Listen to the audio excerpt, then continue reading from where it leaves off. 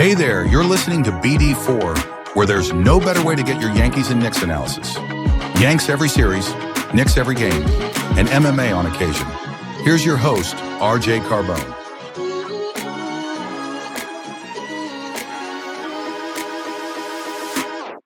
And a high drive into left center field. Stanley's going to watch another one fly.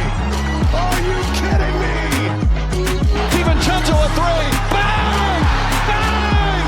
Knicks take a Take this time to apologize to absolutely nobody. at the wall. See ya! See ya! See ya! Mr. November. Anthony for three. Bang!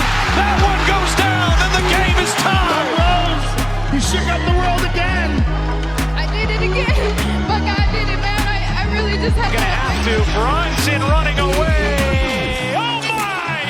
He has been the best player to put on that uniform. Ball game over. Yankees win. The Yankees win.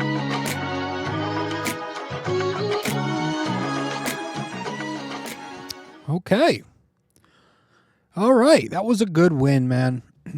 Today was a great day in American history. Monday, January 20th, 2025. A great day in American history because it's always a great day in American history when the Knicks beat the Atlanta Hawks. And they beat Trae Young. The Knicks beat Trae Young on the Hawks today on MLK Day. 119-110 at the Garden. I'm going to dive into a lot of specific plays on my notes here because this was one of my favorite games of the year. I'm not going to say it was one of the biggest games of the year or anything like that, but it was one of my personal favorites. It's one of the games I circled on the schedule for a couple of reasons. Obviously, the whole, Dyson Daniels thing. He's been shutting Brunson down. But the Trae Young narrative, man, like that too. Like it's been something that's gotten, I don't want to say it's gotten so old, but because it's not a thing. Like the media makes it a thing. Like Trae Young is terrible versus the Knicks. Like he's consistently inefficient. And his overall record against the Knicks over the course of his career, he's 7-15. Like, it's crazy. Like, after the Knicks lose any game to any of the 7 losses, they lose to the Hawks. Like, anytime they lose to them, the media goes crazy and they ride that whole narrative. And it was from the 2020 playoffs, right? Mr. COVID. He has that, and he can ride that. You can reminisce about 5 years ago. Oh, my God. It's crazy how that shit blows up. It blows up, and they try to make it a thing. So that's why I was very glad to get this win. But, yeah, I like this game because I liked the things I saw from this terrible, wretched, evil head coach of theirs. If you go on the internet, which I guess that's my fault, I go on the internet, they'll make it seem like this guy should be fired and the Knicks would have a better chance with somebody else, Some of these people deserve, Fizdale. But I thought Thibs did a very nice job in today's game with a more aggressive coverage defensively, and I thought he handled the rotation well.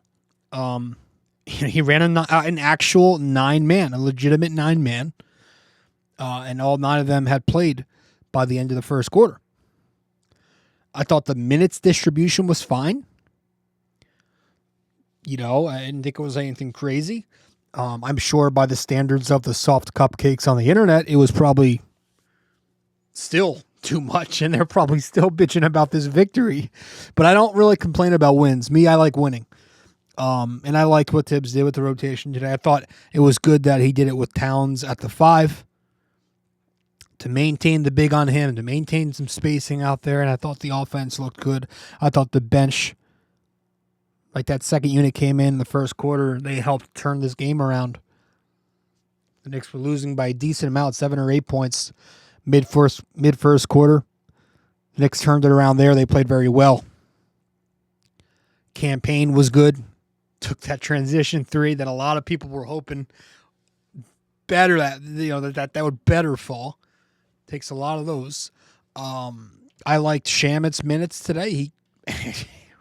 He was the ninth man. He checked back in at a surprise after being out of the rotation for a couple of days. I didn't think Precious was bad. Deuce McBride with a plus 15. Still a little up and down with his shot. Karl Towns made a return in this game. Now, the numbers don't look good. Less than 20 points in this game. He shot 5 for 18, 1 for 6 from 3. But down the stretch of this game, some big baskets, big plays, big stops, rebounds. Thought he came through late. I didn't think his process was bad either. Mikal Bridges was excellent in this game. 26 points on 71%. We'll talk about him. Josh Hart, I thought had some huge moments in transition at the basket. He played very well. Had some really brutal moments in the first half, but overall, pretty solid game from Josh Hart. And Brunson. Brunson was fantastic. And folks, that is where I want to start in this episode, because as I mentioned minutes ago in the intro, the Knicks are 0-2 against the Hawks, or they were 0-2 against the Hawks this season, because Dyson Daniels has been giving Brunson big problems at the point of attack, right? That's made it very difficult for Jalen to get any kind of offense. And at least for today, the Knicks were able to figure that out. Now, that doesn't mean Brunson's going to continue to torch Dyson Daniels, but it's good to have something under your belt now to say, okay, I can do it. And I thought the ways the Knicks were exploiting that Hawks defense, in particular Dyson, was very effective with Brunson. He was utilizing pick and roll. He was using physicality when he came off, when he drove. Did a very nice job in isolation, creating separation from Dyson Daniels. The shots were falling. Very physical, though, on his drives, right? Early second quarter, Brunson comes off pick and roll. He bumps Daniels off him for a finish. There was a play middle of the third quarter where he rejects the screen, drives Daniels' outside foot, bumps and finishes at the basket.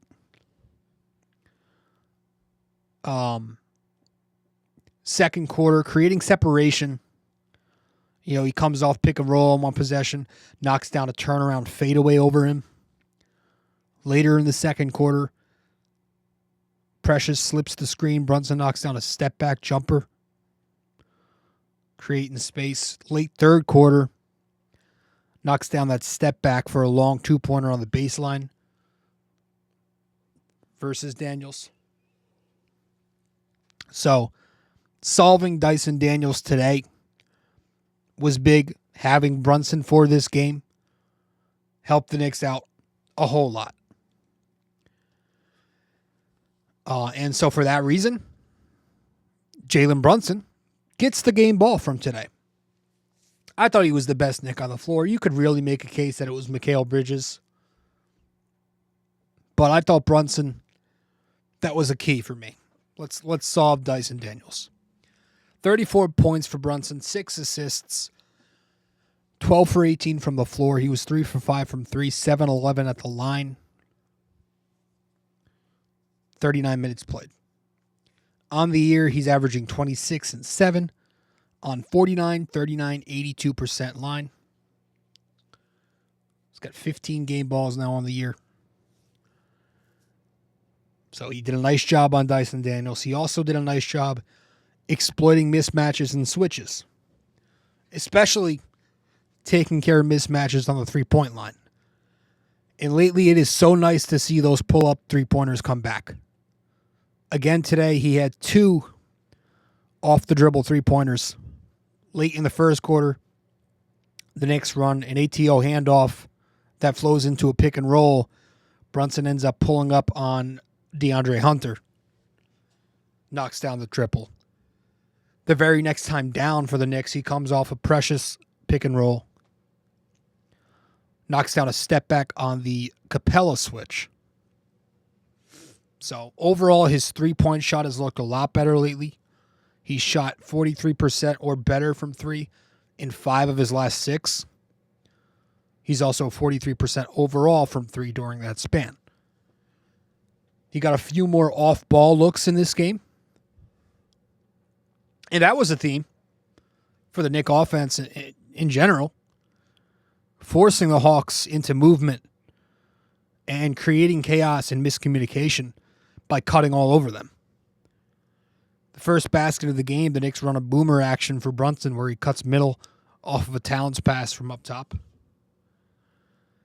Later in the game, I think they ran him in a floppy action. I don't know if it was floppy, but he comes off a screen from close to underneath the basket, comes up to the top, gets it, knocks down the shot. But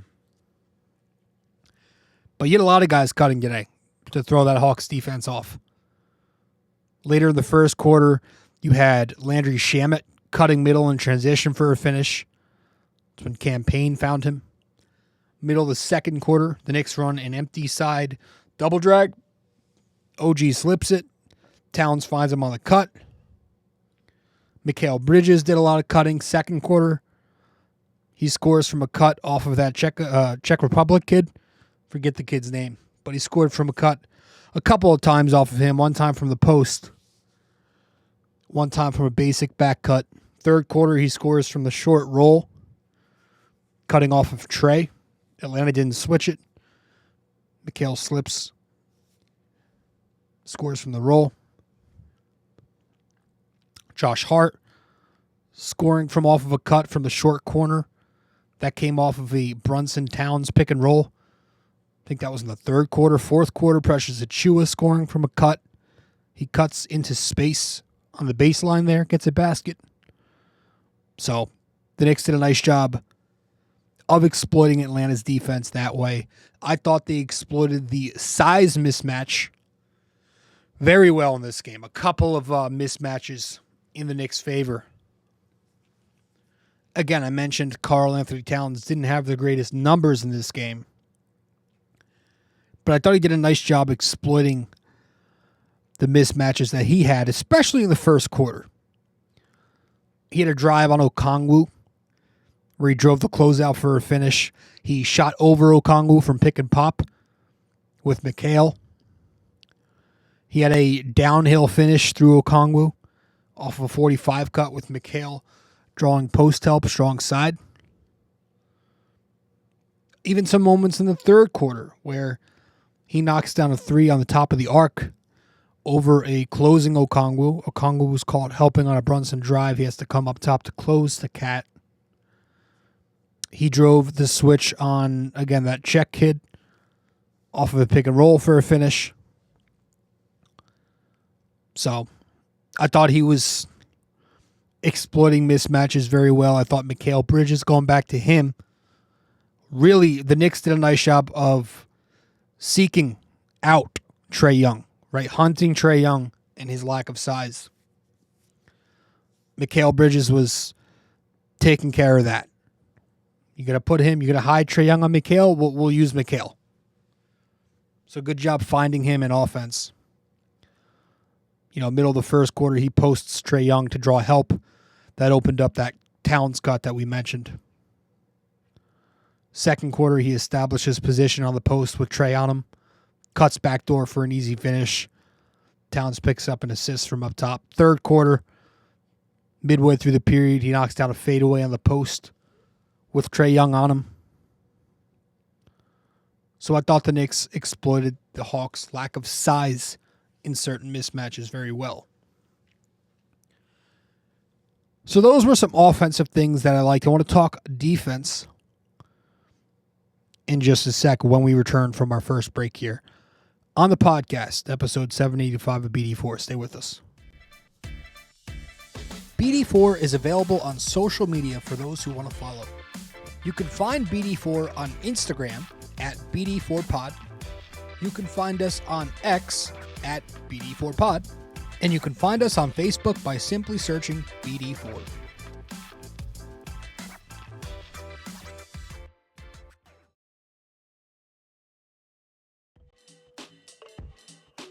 Hey guys, just a quick reminder, this podcast is also available in video format on YouTube. So be sure to go over to the YouTube channel, BD4, subscribe, like the videos, comment, and tell me how much I suck or maybe how much you like the video. We'd very much appreciate it.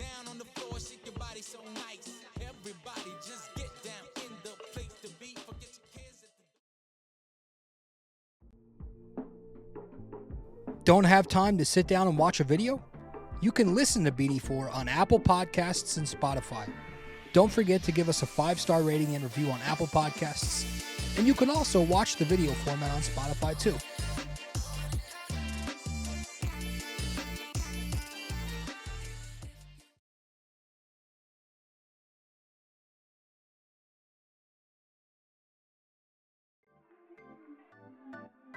If you feel like supporting the podcast, you can Venmo at Robert-Carbone-JR-28. We really appreciate your support.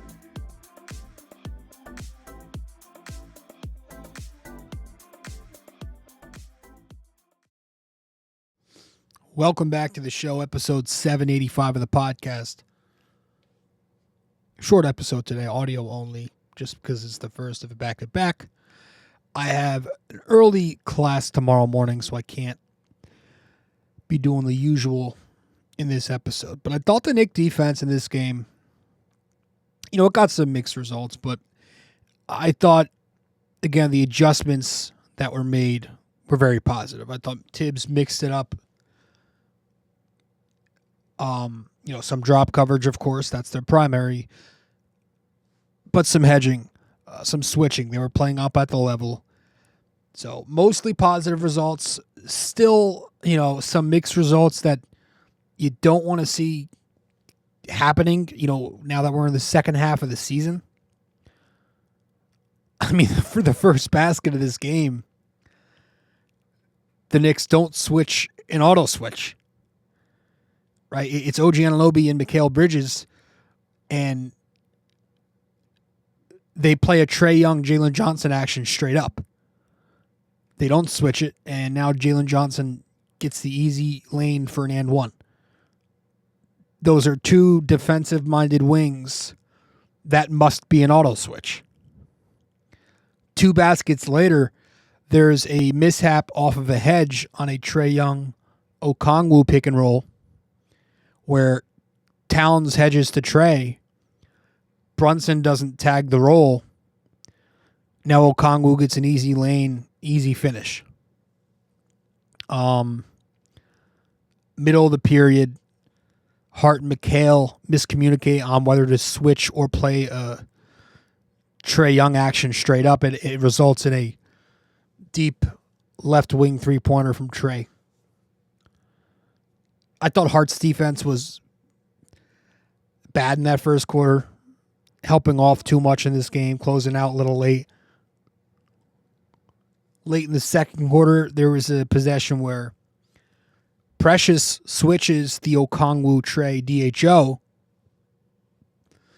but Mikal was extremely late on the switch, and because he couldn't recover in time, Okongwu gets the open roll, and he finishes off of a Trae Young pocket pass.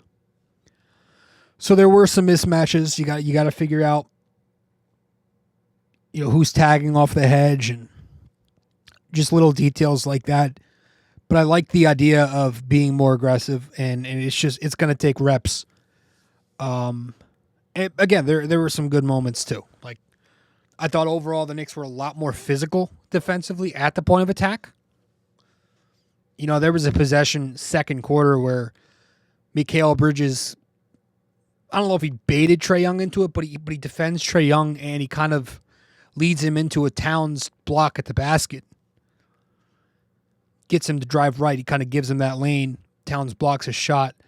But the Knicks were very physical at the point of attack, and that obviously is going to help them in drop coverage going forward if they continue to play with that much attentiveness and physicality.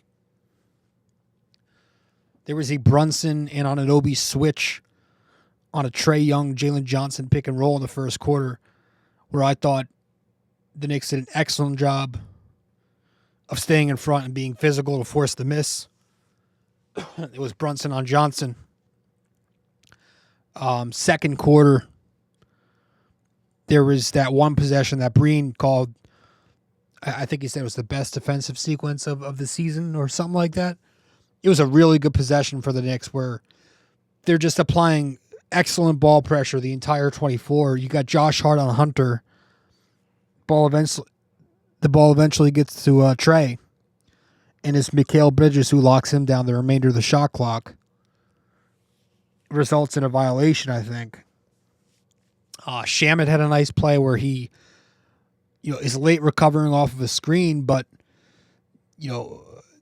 quickly gets there and he stays attached and makes a nice rear view contest because Katzen drop. That forced the miss. Third quarter, there was a possession where OG was beat on a back cut, but Josh Hart from the backside did a nice job rotating to bring the help. Ends up getting a block at the basket.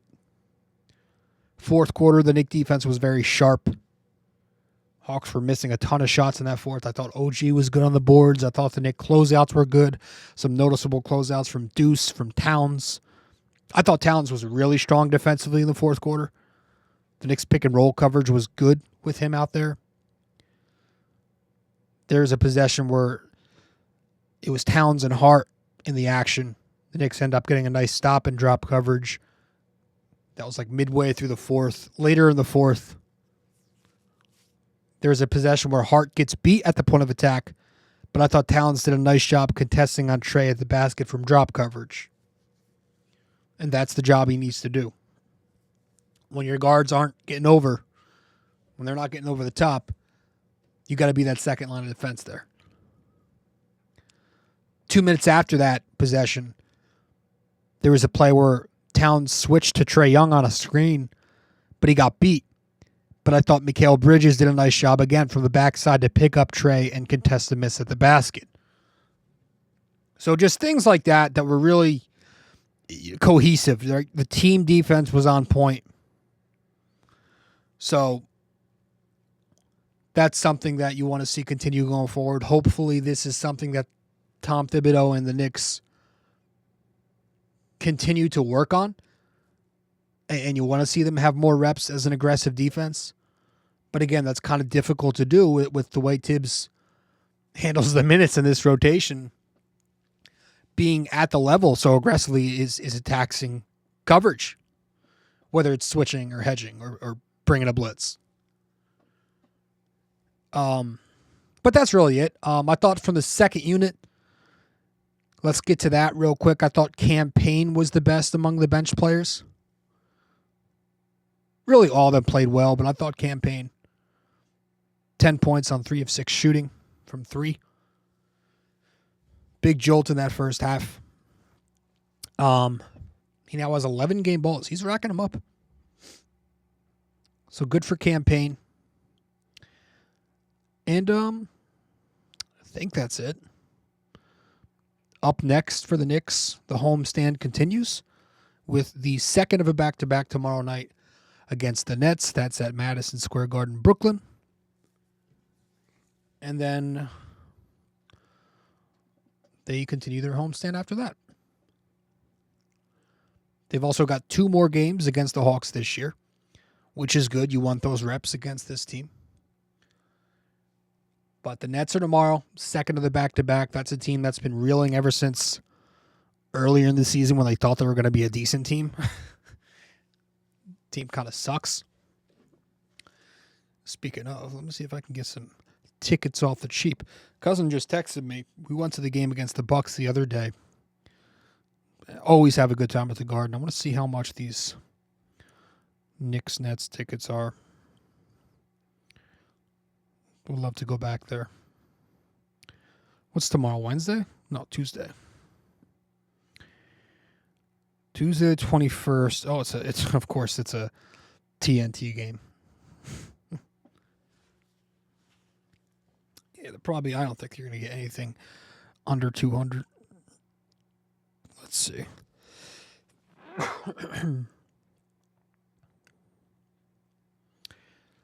Let's see. Ticketmaster.com. Knicks, Nets. Yeah. 2 tickets. Yeah, that's not bad. I see 89, 90, 100. Okay, so 89 is the cheapest price. It's section 204. It's not too far off where I sat. Okay. You know what? I don't know. We'll see. Knicks Nets tomorrow. Folks, I appreciate you all tuning in. We're going to head to break, get back, wrap it up with our trivia question. That'll be that short episode today. Do you enjoy Yankees baseball but are tired of hearing me yap? I have a suggestion for you. Go check out Yankee Crazy Podcast. Greg Gill is a Yankees podcaster on Apple Podcasts and Spotify, and he's now selling merch. Go to yankeecrazy.myshopify.com.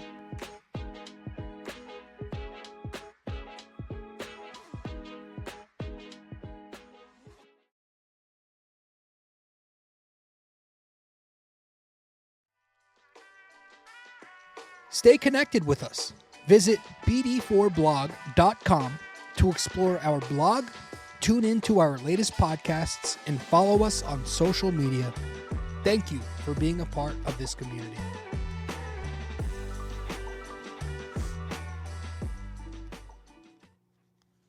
Okay, welcome back to the show. Episode 785 of the podcast. I'm your host, RJ Carbone. Thank you for tuning in to BD4. I appreciate it as always. Let's get to our trivia, and that's going to be that for this episode. Tonight's trivia. I got this one from Knicks PR on Twitter. Jalen Brunson has now surpassed Willis Reed for 6th place in 30-point games as a Knick. How many does he have? All right. Jalen Brunson has now surpassed Willis Reed for 6th place in 30-point games as a Knick. How many does he have? All right, let me know the answer wherever you can reach me. Appreciate you all for tuning in as always. Really do. You know, I got some new subscribers. I always end up, I don't have shit for listeners. I don't have shit for viewers on YouTube. But I do notice that whenever I do engage in like other YouTube videos about the Knicks and other content creators, and if I make a comment, especially if it's a polarizing one, which it's often the case with me, my subscriber count goes up and my views go up on YouTube.